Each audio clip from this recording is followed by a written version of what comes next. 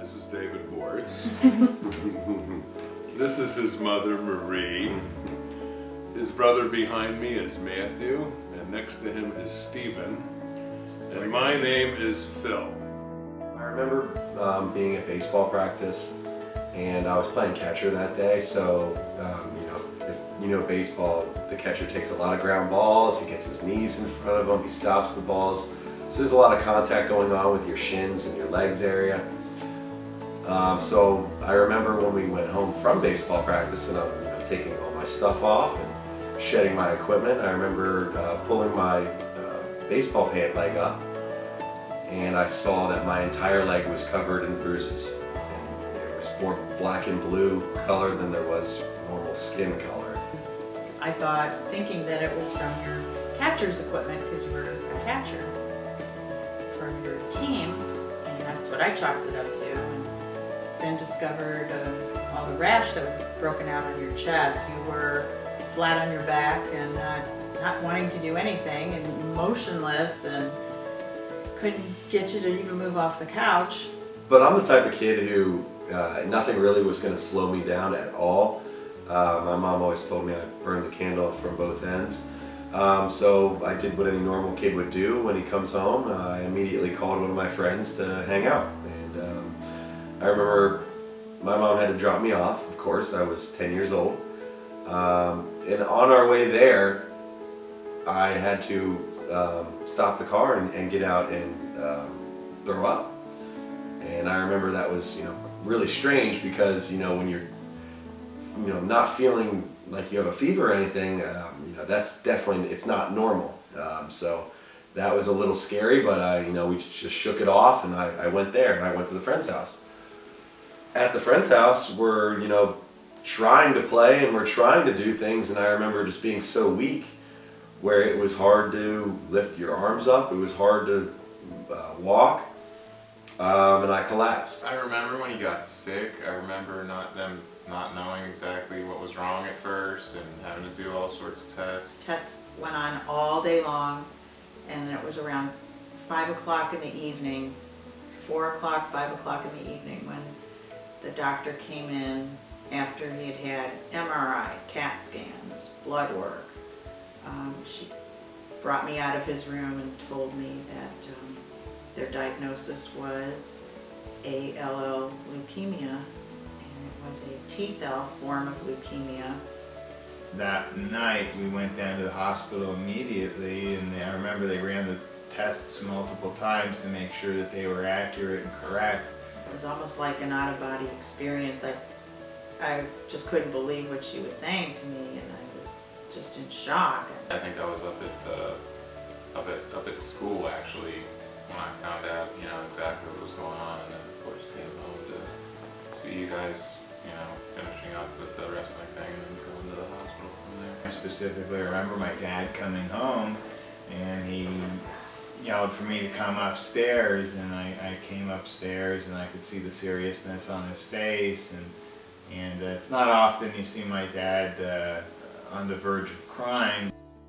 It was a shock, the doctors tell you, well, you have an 83% success rate now with ALL T-cell leukemia, but when you're the parent, it's either 0 or 100, so the 83 is nice, but it doesn't really take away the amount of fear that you're digesting during that period and that process. The protocol was you begin your most intensive chemotherapy treatments. Mine more specifically was called Cytoxin, and it is such a powerful medicine that it cannot be administered through your vein in your arm. It can't be put in your hand. They have to install what is called a portacath in your chest, which is going to be able to handle that. Spinal taps was another part of the protocol where they would inject chemo into his spinal fluid. They are, constantly, checking your spinal fluids and giving you spinal taps. 2 weeks in the hospital, and after we were allowed to go home after the 2 weeks, we had follow-up here at the home. Actually, we had home health care nurses come in. His protocol was such that He had to have chemo administered here in the house. So then you go into maintenance. So your portacath stays in, but you do not need as intensive chemotherapy such as Cytoxin. So a lot of the nurses come to your home, and a lot of the times the chemotherapy is administered with just medicine and orally, and taking a pill. So that was when you get to have your normal life back. Cancer treatment and going through Cytoxin and stuff like that. It took a lot from me. Because you have a portacath installed, you can't play football, you can't play basketball, you can't play baseball. So I had to stop doing everything like that. But when you hit maintenance, then you finally turn that corner and you become, who you used to be, and you start doing the things that were normal. Stay positive. It seems like when you're told that you have cancer, or your family member has cancer, it's very easy to hear that word and become negative and get down about it. But if you're battling it, if you have a family member battling it, you got to get it in your mind that these doctors are going to do their best work. They're going to give you the treatment that's going to make you better, and you're going to heal, and you will be cured. I think the power of positive thinking is extremely important, and I think that it's extremely powerful. I think so many people underestimate how the spirit works.